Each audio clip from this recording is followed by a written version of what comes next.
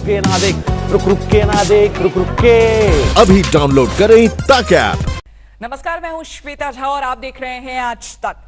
देश बंदी के बीच देश में कोरोना का कहर कंट्रोल नहीं हो रहा है। कल कोरोना के मामलों में एक दिन में सबसे ज्यादा बढ़ोतरी दर्ज की गई। 24 घंटे में कोरोना देश में 3,900 मामले सामने आए हैं, जो अब तक की सबसे बड़ी संख्या है। फिलहाल देश में कोरोना के मरीजों का आंकड़ा 47,000 के करीब पहुंच गया है। देश में अब तक 1,583 मौतें हो चुकी हैं। यहां आपको यह भी बता दें कि लॉकडाउन के पहले दिन से लेकर 5 मई तक देश में औसतन 1,000 से ज्यादा मामले हर रोज दर्ज हुए हैं।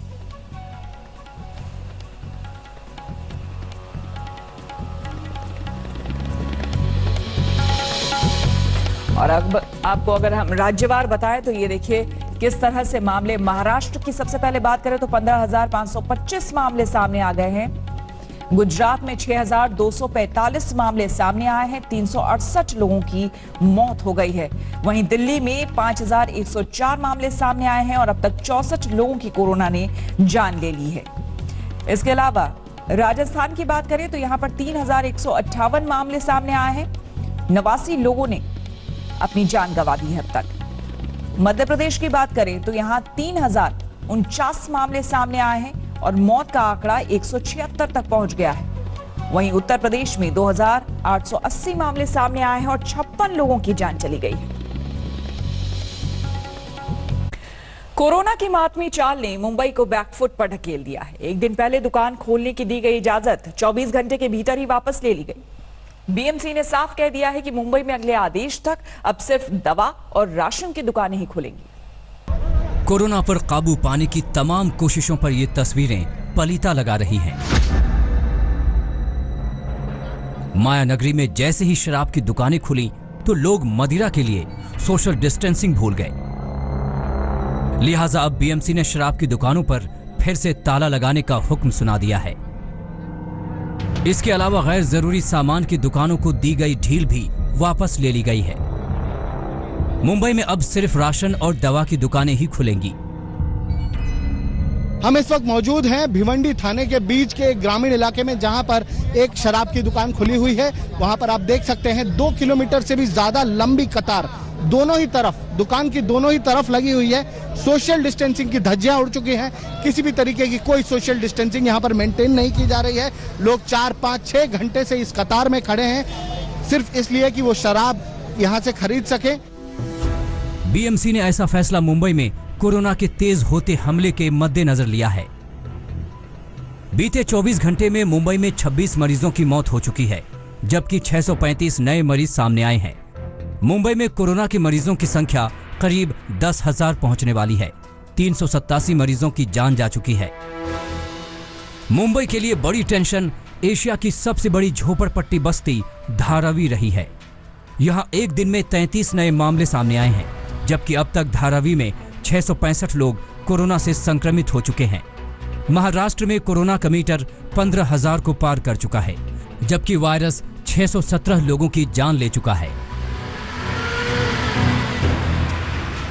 मुंबई में कोरोना के खतरे को देखते हुए कल्याण डोंबिवली नगर पालिका ने आवश्यक सेवाओं में काम करने वाले लोगों की आवाजाही पर 8 मई से बैन लगाने का फैसला किया है। नवी मुंबई महानगर पालिका पहले ही आवाजाही पर रोक लगा चुकी है। कोरोना वायरस ने मुंबई पुलिस को अपनी जकड़ में ले लिया है। राज्य में अब तक 400 से ज्यादा पुलिस वाले संक्रमित हो चुके हैं। महाराष्ट्र में 457 पुलिस वाले कोरोना संक्रमित हैं। इनमें 48 पुलिस अधिकारी जबकि 409 अन्य रैंक के पुलिस वाले हैं। मुंबई में एक आईपीएस अधिकारी भी कोरोना पॉजिटिव पाए गए हैं। हाल ही में दक्षिण मुंबई के 12 पुलिस वाले कोरोना पॉजिटिव पाए गए थे। इनमें 6 अधिकारी थे। अब तक महाराष्ट्र में 4 पुलिस वाले कोरोना से जान गंवा चुके हैं, जिनमें से 3 मुंबई के और 1 पुणे का है। इसके बाद 55 साल से ऊपर के पुलिस वालों को घर में रहने के निर्देश दिए गए हैं। मुंबई में कोरोना बेहद तेजी से और खतरनाक रूप धारण कर चुका है। ऐसे में जरूरी है कि लोग सोशल डिस्टेंसिंग को मानें और महफूज रहें। विद्या के साथ दिव्येश, मुंबई आज तक। मंगलवार की देर रात शारजाह के एक रिहायशी इलाके के टावर में भयानक आग लग गई। जी हाँ, आपको हम तस्वीरें दिखाते हैं जिसमें कि आप देख पाएंगे कि किस तरह से यहाँ पर आग सुलग रही है। हालांकि अभी तक कारणों का पता नहीं चल पाया है कि आखिर किस वजह से यहाँ पर आग लगी, लेकिन 48 मंजिला इमारत में लगी आग से 7 लोगों के जलने की खबर सामने आई है। फिलहाल टावर को पूरी तरह से खाली करा दिया गया है।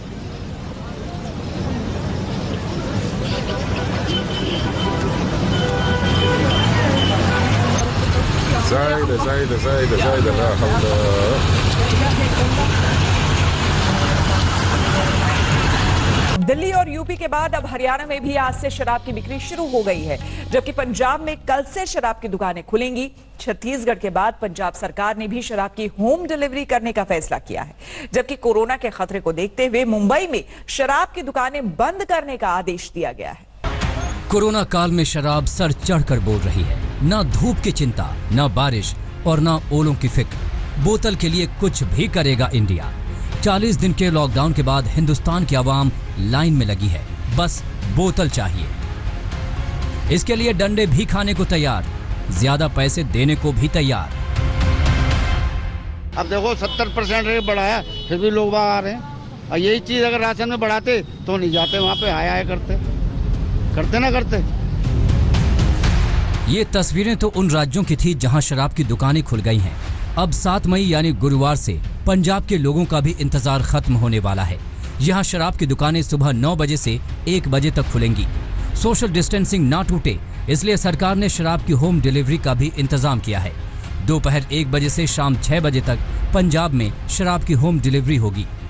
कैप्टन सरकार भी इस बात पर विचार कर रही है कि शराब की बोतल पर स्पेशल कोरोना चार्ज लगाया जाए ताकि कमाई बढ़े। मैं इस पक्ष में हूँ, खोलना चाहिए। मैं चाहता हूँ कि ठेके सीधे खोलने चाहिए। पंजाब अकेला सूबा नहीं है जहां शराब की होम डिलीवरी होगी। कांग्रेस शासित छत्तीसगढ़ में भी शराब बिक्री का यही मॉडल लागू है। छत्तीसगढ़ में 5 लीटर तक शराब की होम डिलीवरी की सुविधा है। राज्य के आबकारी मंत्री कवासी लखमा का कहना है कि फिलहाल इसे बड़े शहरों में लागू किया जाएगा। हालांकि विपक्ष सरकार के इस शराब प्रेम पर निशाना साध रहा है। उनके कथनी और करनी का अंतर दिखाई दे रहा है कि आज वो घर पहुंच सेवा के लिए जो तैयारी किए हैं, निश्चित रूप से ये कृत्य उनका ठीक नहीं है। इस आदेश को तत्काल उनको वापस लेना चाहिए और वापस लेकर के उसमें संशोधन करने की आवश्यकता है। संशोधन तत्काल करना चाहिए। दिल्ली से सटे गुरुग्राम और फरीदाबाद में भी बुधवार की सुबह रंगीन होने वाली है। पूरे हरियाणा में रोजाना सुबह 7 बजे से शाम 7 बजे तक शराब बिक्री होगी। दिल्ली की तर्ज पर हरियाणा सरकार ने भी शराब पर सेस लगाकर तिजोरी भरने का प्लान बनाया है। यानी जाम के लिए थोड़ी जेब और ढीली करनी पड़ेगी, लेकिन कंटेनमेंट जोन पर शराब दुकानें बंद रहेंगी। दुकानदारों को सोशल डिस्टेंसिंग मेंटेन करने के लिए बैरिकेडिंग करनी होगी। तेलंगाना में भी शराब की दुकानें सुबह 10 बजे से शाम 6 बजे तक गुलजार रहेंगी। लोगों के उतावलेपन को देखते हुए पुलिस सुबह 7 बजे से ही व्यवस्था संभाल लेगी ताकि सोशल डिस्टेंसिंग ना टूटे और लोग मास्क पहन कर आएं। आज तक ब्यूरो। दिल्ली में शराब की बिक्री का आज तीसरा दिन है, लेकिन अब भी लंबी कतारें लगी हुई हैं। राजधानी के विश्वासनगर इलाके से और अपडेट दे रहे हैं हमारे संवाददाता रोहित मिश्रा।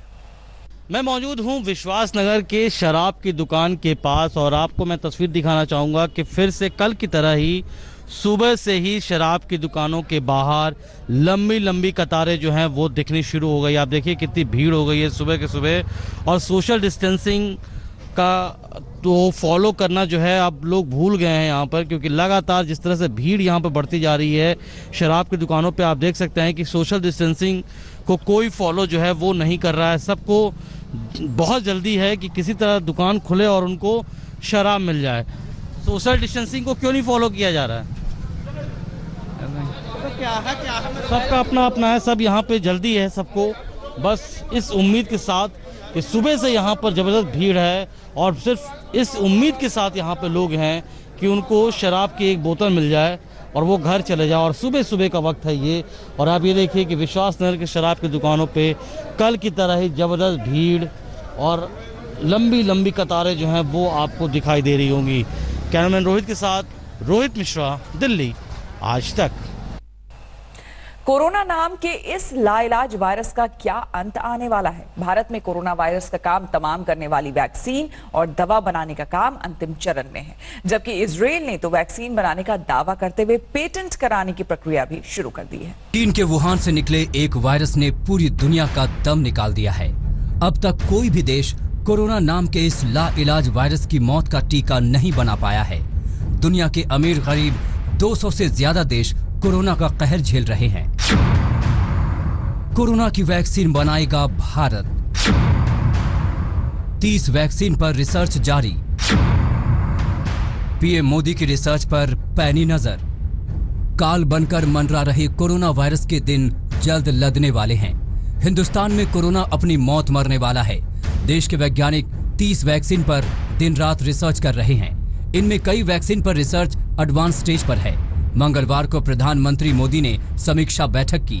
भारत में जल्द ही कोरोना वैक्सीन के ट्रायल शुरू होने की संभावना। भारत में कोरोना वायरस को खत्म करने के लिए दवाएं बनने पर भी जोरदार रिसर्च चल रहा है। करीब 5 दवाएं अंतिम चरण में हैं। जल्द ही इनके ट्रायल शुरू होने की संभावना जताई जा रही है। मंगलवार को वीडियो कॉन्फ्रेंसिंग के दौरान पीएम मोदी ने भरोसा दिलाया कि सरकार दवा पर रिसर्च कर रही कंपनियों को जरूरी संसाधन उपलब्ध कराएगी। मोदी ने बैठक में दवा, टीका और जांच से जुड़े मुद्दों पर हैकथॉन कराने का भी सुझाव दिया। उन्होंने स्टार्टअप कंपनियों को भी वैक्सीन और दवा पर रिसर्च करने के लिए प्रोत्साहित किया। इस बीच इजराइल ने कोविड-19 वैक्सीन विकसित करने का दावा किया है। वहां के जैविक अनुसंधान संस्थान के वैज्ञानिकों ने कोरोना वायरस को खत्म करने वाली एंटीबॉडी विकसित करने में सफलता हासिल की है। इजराइल के रक्षा मंत्री नफ्ताली बेनेट ने दावा किया है कि इंस्टीट्यूट फॉर बायोलॉजिकल रिसर्च ने जो एंटीबॉडी विकसित की है वो कोरोना वायरस पर अटैक करता है और शरीर पर उसके असर को खत्म कर देता है। इजराइल इसे पेटेंट कराने की प्रक्रिया में है। पेटेंट हासिल करने के बाद इजराइल अंतर्राष्ट्रीय कंपनियों से संपर्क करेगा ताकि इसका उत्पादन शुरू किया जा सके। जहाँ तक कि कोरोना की वैक्सीन का तल्लक है, हम लोग होप कर सकते हैं कि by the end of October हो सकता है ये अवेलेबल हो हेल्थ केयर वर्कर्स के लिए, और by the beginning of the next year हो सकता है कि इसकी इतनी प्रोडक्शन हो जाए कि जनरल पब्लिक को भी अवेलेबल हो। ऑक्सफोर्ड ने काफ़ी इस पर रिसर्च की है। एज फार एज इजराइल की मोनोक्लोनल एंटीबॉडीज का तल्लक है, ये एक तरह से पैसिव इम्यूनाइजेशन होती है। तो मोनोक्लोनल एंटीबॉडीज अगर हम देते हैं तो ये जैसे इजराइल ने डेवलपमेंट की है, ये एक अच्छी डेवलपमेंट है। और इसको भी अगर कमर्शियली हम लोग प्रोड्यूस करने की कोशिश करते हैं, पहले क्लिनिकल ट्रायल्स में सेफ्टी एफिकेसी को प्रॉपरली एनालाइज करके अगर प्रोड्यूस करते हैं, तो ये भी मेरे ख्याल से 3 से 4 महीने में जो है अगर युद्ध स्तर पे किया जाए तो ये हमारे हाथ में आ सकती है। अब इंतजार इस बात का है कि वैक्सीन कितनी जल्दी आए और लोगों की जान बचाई जा सके। केंद्र और राज्य सरकार सियासी लड़ाई में उलझी रही। इस बीच मौका पाकर कोरोना ने पश्चिम बंगाल में सबसे बड़ा हमला कर दिया है। बीते 24 घंटे में ममता के राज्य में कोरोना ने कोई ममता नहीं दिखाई दी और 133 लोगों की जान ले ली। पश्चिम बंगाल में कोरोना से मौत की दर देश के बाकी राज्यों की अपेक्षा सबसे ज्यादा है। पहले कोरोना हटाइए, उसको बाद हम देश को बचाएंगे। पश्चिम बंगाल की सियासी लड़ाई में फायदा कोरोना को हो रहा है और नुकसान वहां की जनता उठा रही है। आप ये जानकर हैरान रह जाएंगे कि जिस राज्य में कोरोना की रफ्तार बेहद कम थी, वहां अब कोरोना मीटर फुल स्पीड से भाग रहा है। देश के किसी भी राज्य की तुलना में कोरोना से मरने वालों की दर पश्चिम बंगाल में कहीं ज्यादा है। पश्चिम बंगाल से निकलने से पहले उस टीम ने राज्य के मुख्य सचिव राजीव सिन्हा को एक चिट्ठी लिखी, जिसमें राज्य में खराब इंतजाम को दिखाया गया है। उस चिट्ठी को टीम के मुखिया और भारत सरकार के विशेष सचिव अपूर्व चंद्रा ने लिखा है कि राज्य सरकार ने अलग अलग समय पर मरने वालों और कोरोना मरीजों का जो ब्यौरा दिया है, उनमें बहुत फर्क है। इस केंद्रीय टीम का कहना है कि राज्य में कोरोना की मृत्यु दर 12.8% है, जो किसी भी राज्य से ज्यादा है। ये अत्यधिक उच्च मृत्यु दर राज्य में बेहद कम टेस्टिंग होना और कोरोना मरीजों की निगरानी और ट्रैकिंग की कमजोर व्यवस्था के कारण है। यहाँ की मृत्यु दर सबसे ज्यादा है, दुनिया में सबसे ज्यादा। देश में 4-4.5% है, दुनिया में 6 से 7% है, यहाँ 13 से 14% है मृत्यु दर। क्यों? इसको छिपाया जा रहा है। कहाँ तो तय था कि कोरोना से लड़ेंगे और कहाँ आपस में लड़ बैठे। केंद्रीय टीम के आरोपों पर ममता के सांसद ने सीधे केंद्र पर हमला बोल दिया। Why should we hide? There is no question of hiding anything. Everything is being disclosed. Every inch is being disclosed before the common public. वैसे अगर पिछले 5 दिनों में प्रदेश का हाल देखें तो पश्चिम बंगाल से आंकड़े दहलाने वाले आ रहे हैं। 1 मई को कोरोना मरीजों की संख्या 623 थी और मरने वालों की 33। 2 मई को आंकड़े में कोई फर्क नहीं आया। 3 मई को मरीजों की संख्या 738 हो गई, लेकिन मरने वालों की संख्या 33 ही रही। 4 मई को मरीजों की संख्या बढ़कर 777 हुई और मरने वाले भी 2 और बढ़कर 35 हो गए। लेकिन 5 मई को जहां मरीजों की संख्या 908 हुई, वहीं मरने वालों की संख्या अचानक बढ़कर 133 हो गई। लेकिन राज्य में कोरोना के इस जानलेवा संक्रमण पर एक टीम की जगह काम करने की बजाय केंद्र और राज्यों की जोर आजमाइश जारी है। आज तक ब्यूरो। और आइए अब बात करते हैं उस दूध वाले की जिसने सोशल डिस्टेंसिंग का एक नायाब तरीका ढूंढ निकाला है। जी हाँ, जोधपुर में एक दूध वाले ने अपनी मोटरसाइकिल में 1 मीटर लंबा डंडा बांधा हुआ है और उसी डंडे में एक पाइप लगी हुई है। जब ये दूध वाला किसी को दूध देता है तो उसके नजदीक जाने की जरूरत नहीं पड़ती।